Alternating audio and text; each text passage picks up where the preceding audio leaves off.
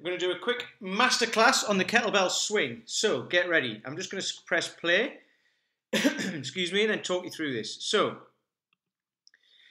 you put your hands in the crease of your hips and push your hips back, okay?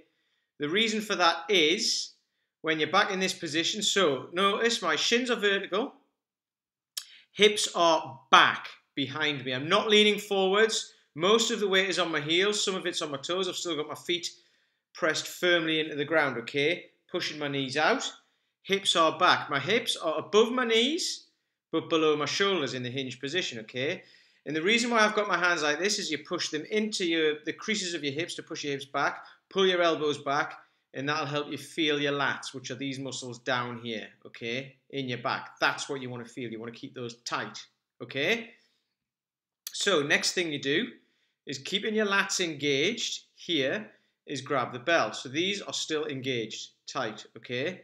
Then watch what I do here. So I've got a hold of the bell, but at the moment I'm going to have to lean back to swing that bell, okay? So what I'm going to do is just tilt it slightly towards me and tense more here, and that'll take the slack out of the bell, as you call it.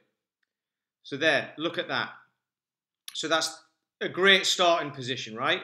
My back is flat from my tailbone all the way up, okay? That is flat. You could draw a straight line down there. So like I said, hips are back, above my knees, below my shoulders, shins are vertical, I'm ready to go, okay? So then what I'm going to do is throw the bell as hard as I can back. Now you'll notice it comes all the way back to here. What a lot of people do is just throw it down here somewhere and then try to do a swing. You need to get the bell loaded on your hips for your hips to project that bell forwards, okay? So here we go. You throw the bell back. Like that. So look how high that is. My arms are connected to the insides of my thighs. So when I stand up, okay, here's my shins being vertical. My hips are going to come through into this line. So when I stand up, I'm going to be in this line here. My hips are going to be there. So they're going to have moved from here to here. That's a long way. And that is going to push that bell forwards, okay? So watch, and I'll stand up. So you'll notice again, my back's still flat. I haven't changed position from the start. All that's happened is I picked the bell up from there and thrown it back here. Arms are connected. Tops of my arms are connected to my rib cage. The bottoms of my arms are touching the inner thigh, ready to go, okay? And then you stand up, tall and fast, bang, snap your hips, and that projects the bell. So like I said, I was going to stand up in this position. So here, stand it up, nice and tall, all the way, really tall, okay? Knees are locked out, hips are locked out, my lats are still engaged, and the bell is flying forwards, and it'll end up coming up to the top. There. My lats are still engaged. I've got a loose grip on the bell. I'm not really gripping it. At this point, the bell is weightless. It doesn't weigh anything. Okay? So your arms want to be like cables. Kind of like the chain on a demolition ball, okay? So if a demolition ball swings towards a building, it's the crane that swings the ball. The chain is taut, but it's not holding the weight of the demolition ball. So your arms are not holding the weight of that. Your hips have projected it up to there. So then what happens is you're going to let it fall down under gravity. Your arms are going to stay loose. So you keep loose arms and a loose grip, but you keep your lats engaged. So then your forearms, your tops of your arms, sorry, can become part of your body again. Okay? And you're going to wait for the bell to get to here. So you're going to play chicken with your family bits. Okay, and then you're going to move your hips out the way at the last moment. So, here we go. You let the bell fall under gravity, okay?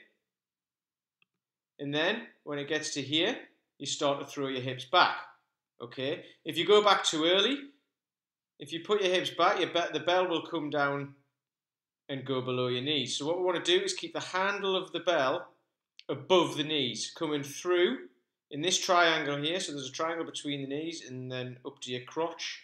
You want it to come through there and back to the start position. So the tops of my arms are part of my body.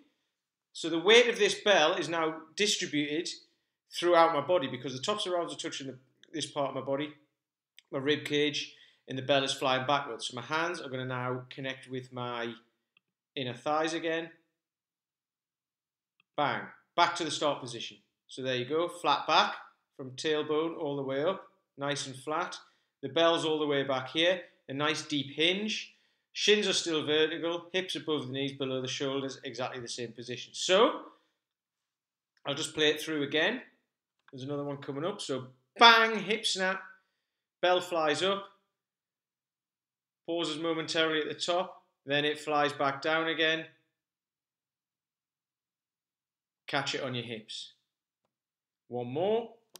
Up it comes. Bang. Stand tall. Look straight ahead. And then as you come down, hinge back. There you go. One more.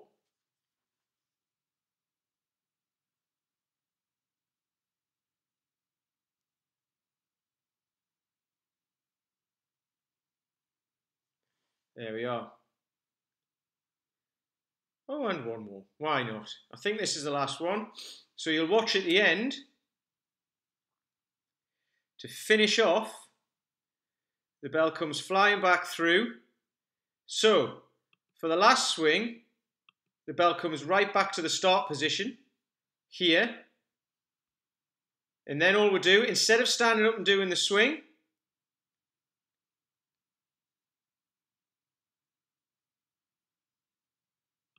you just place the bell back on the floor. So I just haven't stood up. All I've done is when the bell's lost momentum here, I've just let it fall back this way. I haven't extended my hips and I've just let it fall back, placed it down pretty much exactly where I picked it up from earlier. Lats are still engaged. Okay, the slack is still out of the bell, but then what I do is just, I look at the camera for some reason, I don't know why, but place the bell on the floor. Then you can stand up. The set is then finished. So from there on, you can do whatever you like.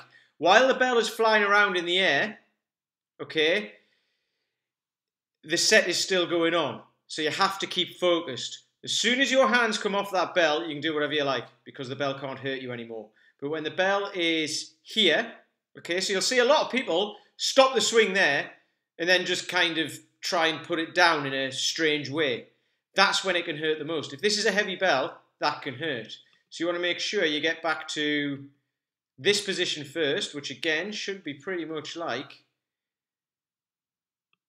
the first position, which was there, okay? And you'll notice from here, that's the start position. And then when I finish, that's the end position. Pretty much exactly the same. So that's how your swing set should look. Any questions, hit me up.